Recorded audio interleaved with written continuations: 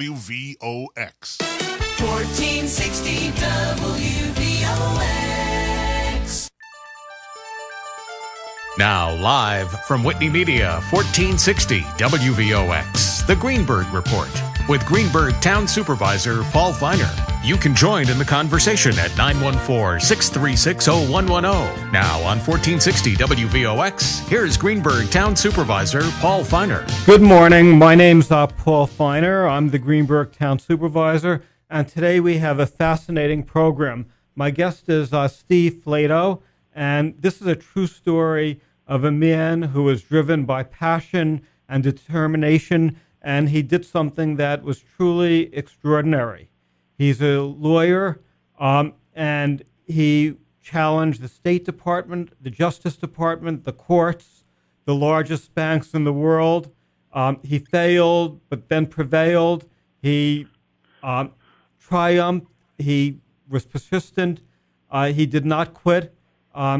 He was driven by the love of his daughter, a daughter who was killed by a suicide bomber 20 years ago. And he wrote a book, A Father's Story, about his daughter and about his efforts. So, Steve, thank you so much for joining us. Morning, Paul. Could you maybe just tell us a little bit about your book? The book was a 20 years in the work project. When Elisa was murdered in 1995, someone suggested that there was a story here, and I poo-pooed the idea.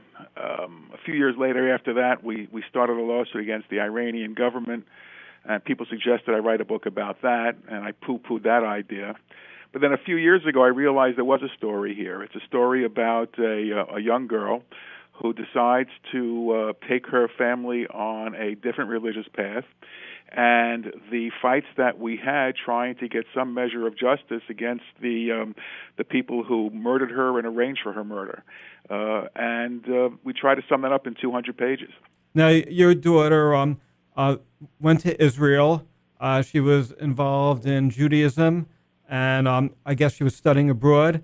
And then what happened? She went to Gaza? She was on a 6-month leave of absence from Brandeis University. She was studying at a yeshiva for women in Jerusalem. She decided she wanted to take a vacation before Passover in April of 1995. She originally wanted to go to Petra in Jordan, but her traveling companions didn't have the funds for that, so they decided instead to take a 3-day trip to the Gaza Strip, to a resort that was very popular amongst Israelis and amongst tourists right on the Mediterranean. So they arranged for that little vacation, and as they were entering Gaza and approaching the first bus stop inside Gaza, a suicide bomber attacked and killed Elisa and 7 others. Were you religious, or your daughter was more religious than you? Well, that's part of the story. Basically, it was Elisa who set the entire family on a more religious pathway. She did that when she was going into kindergarten. And basically the family followed in her little footsteps over a period of years. In terms of when your daughter told you that she was going into a dangerous area, did you try persuading her not to go? Actually, no, I didn't, Paul. I had given Elisa and her siblings, whenever they went to Israel, traveling instructions. And the first instruction was that when you leave Jerusalem, take public transportation. The second one was that I didn't want you traveling by yourself. And the third one was go to a recognized destination. So she told me she was taking public transportation to get to Gush Katif, that she was going with 2 other American girls, and she was going specifically to a hotel. She wasn't going to be camping out in the desert someplace. So having satisfied those requirements, I didn't tell her no. The book, A Father's Story, is that out yet, or how could people obtain the books? It is literally at the printer today. We we had a near catastrophe yesterday. I was reviewing the content, and I hit the delete button on the proof, but fortunately, the printer was able to restore it, and it's literally being printed today and Monday and Tuesday. So it'll be available through Devon Square Press. Our website will be up and running in a couple of days. It'll also be available through Amazon, and looking forward to it. And I should mention that there's been advanced praise for the father story. Joseph Lieberman, a U.S. Senator, said as a member of the U.S. Senate, actually we have to take a break, but he basically said a father story is a gripping memoir. Steve Flatow's love for his daughter is profound. His courage in fighting the forces that took her meaning is inspiring. We have to take a 5-minute break. We'll be right back with Steve Flatow, and I want to talk about how he went up against Iran and the fight he had with the Congress and the White House and other public officials. So we'll be right back. I'm Paul Feiner, Greenberg Town Supervisor. WVOX. Now back to the Greenberg Report on 1460 WVOX. Once again, here's Greenberg Town Supervisor Paul Feiner. Hi, I'm Paul Feiner, Greenberg Town Supervisor, and I'm interviewing author and attorney Steve Flatow, who wrote a book that will be coming out very soon. It's called A Father Story, and it's about his fight for justice. As we mentioned earlier in the program, Steve's daughter was killed by a suicide bomber 20 years ago, and he has a fascinating story. But the story is not only about Elisa, who was a student at Brandeis University, and she spent a semester studying abroad in Jerusalem, and then she and her roommates spent the weekend at a beach resort in Gaza, and then she was the victim, sadly, of a suicide bombing. Steve, you handled your grief by fighting back. One of the questions I have is you sued the Iranian government, but I believe that U.S. law did not allow private citizens to sue foreign governments. It was expressly forbidden. So how did you overcome that challenge? In 1996, President Clinton signed a law called the Anti-Terrorism and Effective Death Penalty Act. And what it did is it did give American citizens the right to sue state sponsors of terrorism who had participated in terror attacks against American citizens. And we fell under that rule and began to look at the statute. It was then that we discovered that it really didn't have any teeth in it. The background to the statute was the Oklahoma City attack of April 1995 and other terror attacks around the world that involved American citizens. So the president asked for a new terrorism bill, which, for instance, provided a death penalty for domestic terrorism. As I said, it also gave the ability of American citizens to pursue state sponsors of terrorism around the world. But there were no teeth. The bill did not tell us where we could bring our lawsuit, how we're to measure damages, what courts we should be using, how do we get service against the state sponsor. But most importantly, the State Department had to designate who these sponsors were. And to our, I guess not surprise, but the Iranian government was the number one state sponsor of terrorism. And we knew at that point in time that they had financially bankrolled Islamic Jihad, which claimed credit for the attack that murdered Elisa. So they became our prime defendant, they being the Iranian Republic, Islamic Republic. And we started our lawsuit based upon a statute that I had to lobby over a 6-month period to get changed. But I thought, or I read, I think in your book that the courts threw it out. No, what they were throwing out were our subsequent attempts, Paul, to enforce our judgment. as any good plaintiff's attorney will try to do once you recover a judgment, which we did in March of 1998 to the tune of almost $250 million, we proceeded to identify Iranian assets in the United States.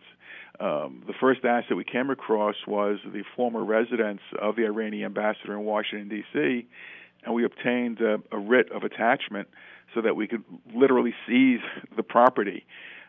When the Justice Department got wind of that, they began to oppose us in our efforts to collect on our judgment. What was your What was your impression of Bill Clinton? It seems like you had positive experiences and also negative experiences. Well, the positive experience was that he told me and other terror victims' families that he wanted to bring these killers to justice. The disappointing side is that he was apparently out of step with the Justice and the State Departments, who didn't want us, I guess in their mind, interfering with the affairs of another country, and that's when the real fun began. So how did you overcome that? With legislation, with perseverance. More legislation, more perseverance. At the end of the day, the president set up a committee. I'll call it a negotiating committee. You see, we weren't the only family that was affected by Iranian terrorism. There were many others. Also, at the same time, there was a Cuban group called the Brothers to the Rescue, who had 6 of their members shot down over international waters by the Cuban Air Force. So it wasn't just Jews, and it was Cubans. It was people who were hostages of Hezbollah in Lebanon. So at the end of the day, there were about 50 people who were affected by this legislation. With everybody coming at the White House from different directions, something had to give.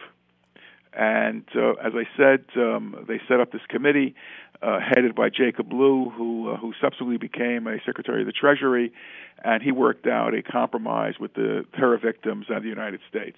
So how much money were you able to collect at the end of the day? Well, the judgment was for $250 million. We collected about 24. Others collected more based upon their judgments. And the interesting thing was, in our battles with the State Department and Treasury, they kept denying that there was any Iranian money in this country. Well, we uncovered an account called the Foreign Military Sales Act account that had about $400 million. So we arranged for legislation that earmarked that money to reimburse terror victims. Fast forward to 2016, 2017, and we found out that money was returned by the Obama administration to Iran. Right. So now, and I was thinking, what's your opinion of the President Obama's Iranian agreements? Well, it really was an offshoot of what President Clinton had been trying to do for 7 or 8 years, and that was bring Iran back to the negotiating table. I've never had a problem with that concept. I just had a precondition, and that was the Iranian government has to compensate American victims. It has to renounce terrorism. It has to end its support for terrorism. There were several embarrassing situations involving the former Secretary of State, Madeleine Albright, who was at the United Nations one fall and tried to have a meeting with her Iranian counterpart. Well, they weren't really interested in speaking to the Americans. He walked out the back door of the room while Mrs. Albright was holding her purse in the front of the room. Oh. So the Clinton administration failed terribly in that regard. We have to take one more break, and we'll be back in a couple minutes. This break is not as long. I'm Paul Feiner, Greenberg Town Supervisor, and my guest is Steve Flatow, author of a book that is really fascinating, Stephen Flatow's book, A Father's Story, and it's going to be coming out soon. I'm Paul Feiner. We'll be back in a couple minutes.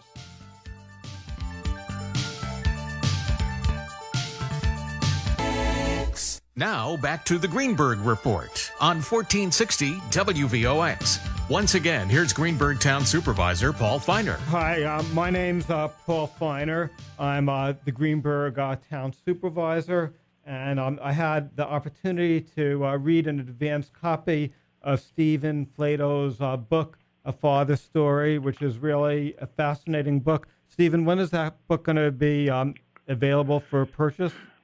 In the next week or two. In the next week or two, and how will people be able to obtain the book? They'll be able to buy it from our publisher, Devon Square Press, or through Amazon.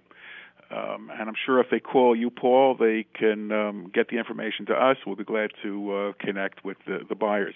Can we get back to one particular subject Sure. regarding relations with Iran? You know, it became very quiet during the Bush administration, George W. Bush, and he was not interested in getting into any type of rapprochement with the Iranians because he saw, I suppose, the havoc that they were wreaking in the Middle East. That did a 180-degree turn then under President Obama. And, you know, through his various speeches, he indicated that things were going to be quite different. But the levels that he went to in dealing with Iran were unprecedented. Secretary of State Kerry's trips to the region, the promises that were made regarding the funds that were being held here in America, and the nuclear deal, which he couldn't actually get approved by the American Congress, was totally outside the realm of normal politics. It should have been a transaction between the United States and Iran, but it turned into be a transaction between the Iran and the United Nations, which you know, people will argue whether it's effective, whether it's not effective. But to get Iran to the table, we turned over about $2 billion in assets, cash assets, back to the Iranians. And as present conditions are in Iran, there's been general strikes. Students have been protesting, teachers have been protesting, because they want to know why all this money is being sent on Iranian ventures in Syria, in Lebanon, and other areas without the needs of the Iranian people being taken into account.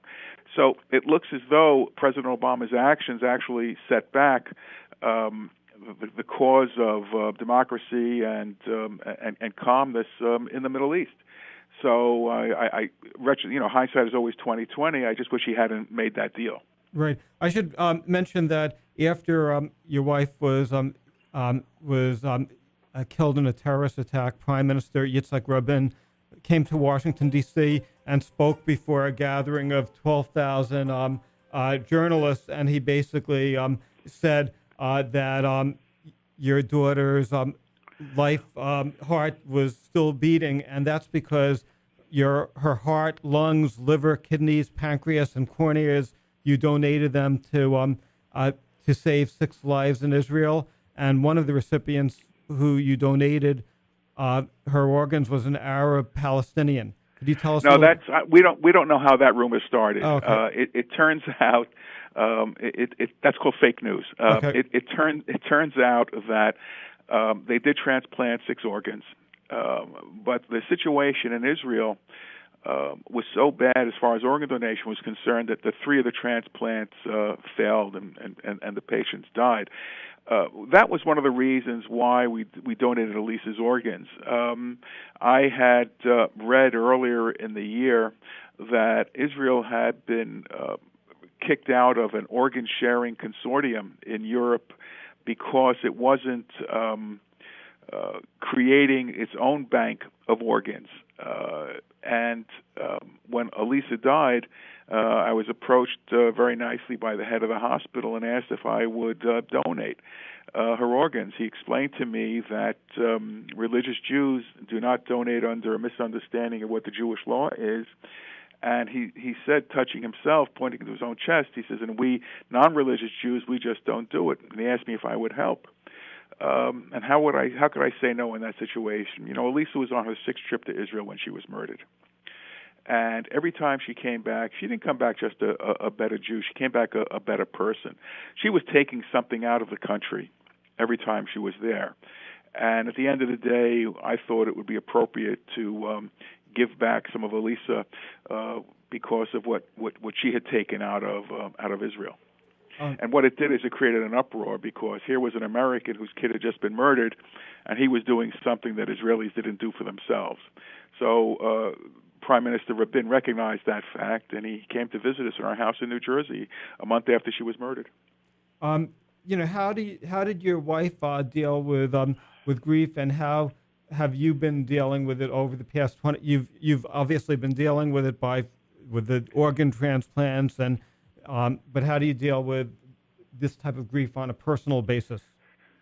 Well, everyone has to find their own way. My wife basically closed down emotionally when it came to Elisa. But even to this day, while she has, come out of, she's moved along from that. To this day, she won't do an interview. She won't speak to a reporter. She won't express any political opinions. Within a few months after Elisa was murdered, I began a speaking tour on behalf of a couple of organizations, and I traveled around the country for a period of 4 years. And I still speak, but it was very intense, that first 4 years. But what it did is it gave me an outlet to talk about Elisa, talk about terrorism, what Judaism means to us, and that became my therapy. And what was telling about that is one night I had finished up a speech in Boston, and a man comes up to me, and to say he looked like a stereotypical college professor would be an understatement. He had on a corduroy jacket, he had the leather patches on his elbows, and he was wearing horn-rimmed glasses, and he looked at me, and he said, "Do you find that speaking helps?" And I remarked to him, I said, "Are you a psychiatrist?" And he answered me, and he simply said, "Keep it up." So I realized at that point I was actually on the right. I was on the right path. I was exhausted from each speech. My back literally was soaked every time I finished talking. But once I got up, I just kept moving. And whether it was adrenaline or whatever it was at that point in time, I spoke and I spoke and I spoke, and I still speak and speak and speak. And that's part of my therapy. The book, I guess, is part of my therapy because I've started now a speaking tour as well. And people have to hear about the story because they can't give up. At the end of the day, though, everyone has to find their own way to cope with a tragedy like this. Right. Do you think that Iran, one of your goals is to get Iran out of the terrorism business? Do you feel that these legal actions are hurting Iran enough that maybe they'll think twice about supporting terrorists in the future? Not yet, no. The only people who have really been hurt to this point in time have been several banks because 2 years ago the federal government identified Bank Paribas, a large French bank, as a money launderer for Iran. But the funny thing is the genesis of that prosecution, which took several years, was the work I had done in the late 1990s, linking Iranian banks that were open here in the States to Iran, to Tehran, Iran's capital. And the government, first the New York City, the Manhattan prosecutor's office, and then the U.S. Attorney's office used the information that we developed to eventually bring actions against Bank Paribas. And it wound up with a multi-billion-dollar fine that was paid to the American Treasury. Yeah, we have to take one final break, and we'll be back in 3 minutes. I'm interviewing Steve Flatow. His book, A Father's Story, should be out next week. You could obtain a copy on Amazon or through Devon Square Press. If you email me at pfeiner, F-E-I-N-E-R, at greenbergny.com, I could help connect you to people who are involved with the book. But it's a fascinating book. I read the book, couldn't put it down. And it really is an inspiring story of somebody who got justice. And it's the way somebody dealt with grief after his daughter was killed by terrorists. So I'm Paul Feiner, Greenberg Town Supervisor. Report on 1460 WVOX. Once again, here's Greenberg Town Supervisor. Hi, I'm Paul Feiner, the Greenberg Town Supervisor. And today's interview is really fascinating. It's with Stephen Flatow, the author of a book that's coming out this coming week. It's called The Father's Story, about Stephen's daughter who tragically lost her life in a terrorist incident about 20 years ago. And Steve sued the Iranian government and won. And as a result of your efforts, many other people have also filed similar suits, and millions and millions of dollars have been, collected, right? Yes, yes. And actually, I heard it was billions of dollars. There are billions of dollars in judgments outstanding. No one has yet to recover entirely on their judgments in full, mainly because the amount of Iranian assets in this country is, the cash especially, is non-existent. There are still properties which are the subject to various lawsuits. But the value of the judgments far exceeds the value of the property. You touched upon something before about getting Iran out of the terrorism business. It seems, if anything, the money that was sent by the United States to Iran has kept them in the terrorism business. And until effective sanctions are reimposed on the Iranian government, we're going to still see Iranian funding in the Middle East and in Europe for terrorism. It's a very sad commentary on where we are today, because, as you said before, it had been my hope in 1998 to convince them to get out by making it financially prohibitive for them to continue sponsoring terrorists around the world. And indeed, the judge, Royce Lamberth, in his opinion, said that he was sending a message that it would cost them a lot of money if they continued their ways. So that's been the most frustrating part of our journey over the last 23 years. But the story hasn't, it's not finished yet. We don't know what next month will bring or the month after that. I'm sorry. I'm hopeful that the people in Iran will be fed up enough with the way the country is being run that there will be regime change to a secular, democratic country. And do you feel that if Iran would ever get out of the business of terrorism and would apologize for what they did, and the future government would honestly mean what they're saying when they say they're sorry, could you see yourself, feeling better about Iran, or I'm not saying forgiving them, but dealing with Iran in the future? I never took it as a personal matter between me and the Iranian people. We did sue the leaders of the Iranian government on an individual basis. Them I would like to take into a back room and beat them over the head with a baseball bat. But the fact of the matter is that Iran and America has a very, very large middle class who want the same types of things that we want for our kids and we wanted for ourselves when I was younger. So I don't have a problem with the people on who go to work every day in Iran who are trying to build a country for themselves. It's just that the country has been taken off on this course of action that has created mayhem around the world, and enough is enough. Right. You and your wife have established a foundation in Elisa's name, and could you tell us a little bit about the foundation? Well, the Elisa Flatow Memorial Scholarship Fund was established in 1995 to assist students who wanted to study in Israel, post-high school studies. And we have given out over 150 awards over the past 20-plus years. Right now, we're reformulating how we're going to be handing out awards. It's a monumental task to review 300 applications a year, and we're trying to find out a better way to give these grants. So that's still right now is in limbo. As soon as we get the book out, I'll be focusing back on that again.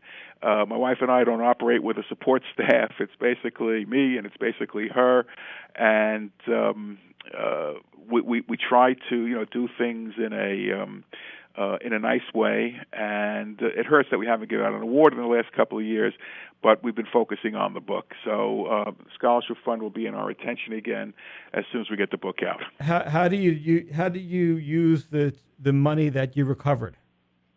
Spent it.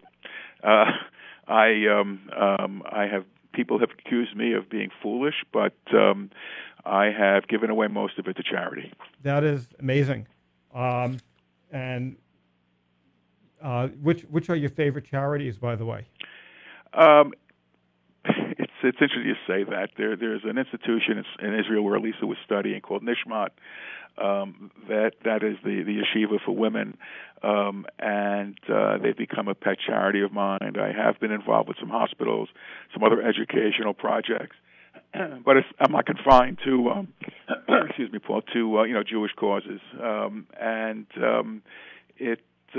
My accountant said to me a couple of years ago, you gave away more money than the governor of New Jersey. And I said, well, this is what we do. It's I believe in tzedakah, in charity, and I don't believe that it starts at home. It starts with other people.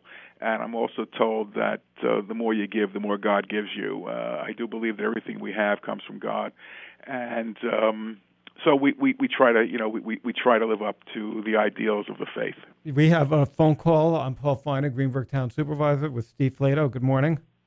Yes, hi. How you doing, Mr. Feiner? I'm enjoying your show and your guest. And I had a question. Maybe your guest can give me some thoughts on. I don't know if it passed in the Israeli Knesset or how it was done or whatever, but the recent move to declare Israel a Jewish state. Do you think that interferes with or causes trouble for the peace process, or even for the people living in Israel who may be Arab or other nationalities? Well, personally, I don't see how it interferes with the peace process at all. There are other countries that declare themselves as Islamic countries or as Christian countries, and Israel, being a democracy, decided this is the course of action that they wanted to take. If the Israelis want to change that in the future, they're able to do so. But what right does that now, mean when they declare themselves a Jew? I don't understand. What was the reason for that? I don't understand it, to be honest with you. Well, I don't understand it necessarily either, because it's always been a Jewish country. But somebody felt it would be important to declare officially by legislation that it is a Jewish state. But, I don't think that declaring it a Jewish state or not declaring it a Jewish state will impact what the people who hate Israel think of Israel, because they don't want Israel to survive. Right. Offhand, I can't think of any countries that declared themselves to be Christian countries. Do you know of any? I can't think of any offhand. I could go to Wikipedia, I suppose, and look it up, but I'm on the phone right now. Great. So thank you. I was just wondering. I know some of those Islamic states are theocracies, Great. but Yeah. I mean that's not what Israel is proposing, Great. is it? So I just want to ask a couple more questions, and we only have 2 minutes left. But thank you very much for your call. I want to ask also, Steve. You also have been spending some time encouraging more organ donations. You've obviously donated your daughter's organs to other people, and in Israel, especially among the Orthodox Jewish population, the participation is very, very low, and you're on a mission to change that. Yes, I have been speaking about organ donation, especially to Orthodox communities, Orthodox Jewish communities, for the last 20 years. The big problem that Orthodox Jews have is accepting a standard of what is death. The modern approach is that a person dies when he no longer breathes on his own. The stricter approach is to say the person dies when the heart stops beating. And the heart, being an electrical organ, can keep going after the brain has stopped functioning, and respiration is therefore terminated. The downside to waiting for cardiac cessation is that it strictly limits recoverable organs, basically to the kidneys. If we accept a brainstem death, which means breathing has stopped, the body can still be infused with oxygen and the circulatory system going, and allows for the recovery of more organs. The patient is dead, but the heart is still beating. We unfortunately are running out of time, and I just want to conclude the interview by thanking you for what you've done, for being an inspiration, and for fighting and successfully beating the system. And I'd like to encourage our listeners to read your book when it comes out next week. Stephen Flatow's A Father's Story, and you could get the book on Devon Square Press. It's www.devonsquarepress.com. The book will also be available at Amazon. And again, thank you very, very much for what you've done. Thank you, Paul. Great. I'm Paul Feiner, Greenberg Town Supervisor. I'll speak to everybody next week.